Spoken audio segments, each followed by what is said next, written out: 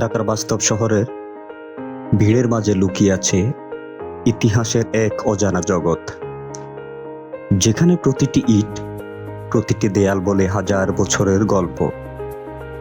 আজ আমরা ঘুরতে যাচ্ছি লালবাগ কেল্লা এবং আহসান মঞ্জিল।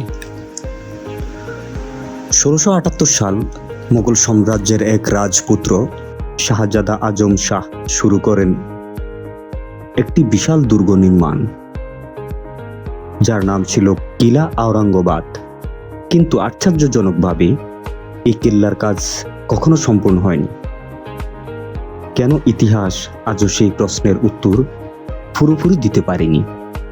এই কেল্লার সবচেয়ে রহস্যময় অংশ হলো এর গোপন সুড়ঙ্গ। লোকমুখে শোনা যায় এই সুড়ঙ্গ নাকি চলে গেছে সরাসরি বুড়িগঙ্গা নদীর পর্যন্ত। ব্রিটিশ আমলে কিছু সৈন্য এই পথে ঢুকে আর কখনো ফিরে আসেনি। আজও সেই সুড়ঙ্গবদ্ধ, কিন্তু রহস্যটা রয়ে গেল আগের মতোই। লালবাগ কেল্লায় ঢুকতেই প্রথমে চোখে পড়বে সুন্দর বাগান, ফোয়ারা আর মুঘল স্থাপত্যের নিখুঁত কারুকাজ। এখানে রয়েছে পারিবারিক সমাধি, ৩ গম্বুজ বিশিষ্ট মসজিদ এবং রাজকীয় হাম্মামখানা।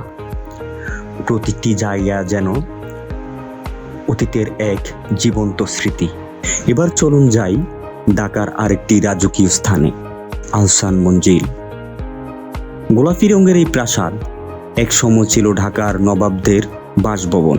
এটি নির্মাণ করেন নবাব আব্দুল গনি। এই প্রাসাদের সামনে দাঁড়ালেই মনে হবে আপনি যেন ঢুকে গেছেন এক সোনালী যুগে। আহসান মঞ্জিলের সবচেয়ে আকর্ষণীয় অংশ হলো এর বিশাল গম্বুজ এবং লম্বা সিঁড়ি। ভিতরে গেলেই দেখতে পাবেন নবাবদের ব্যবহৃত আসবাবপত্র, চিত্রকর্ম এবং তাদের জীবনযাপনের নানা নিদর্শন। আজ এটি একটি জাদুঘর, যেখানে ইতিহাস কথা বলে। এখন আসি কিছু প্রয়োজনীয় তথ্যে। লালবাগ কেল্লার টিকিট মাত্র ২০ থেকে ৩০ টাকা, আর আহসান মঞ্জিলে প্রায় ৪০ টাকা। বিদেশিদের জন্য টিকিটের মূল্য কিছুটা বেশি। ঘোরার সেরা সময় হচ্ছে বিকেল ৩টা থেকে ৫টা। এই সময় সূর্যের আলো পুরো জায়গাটাকে করে তোলে আরো মায়াবী। যদি শীতকালে আসেন তবে অভিজ্ঞতাটা হবে একেবারে নিখুঁত।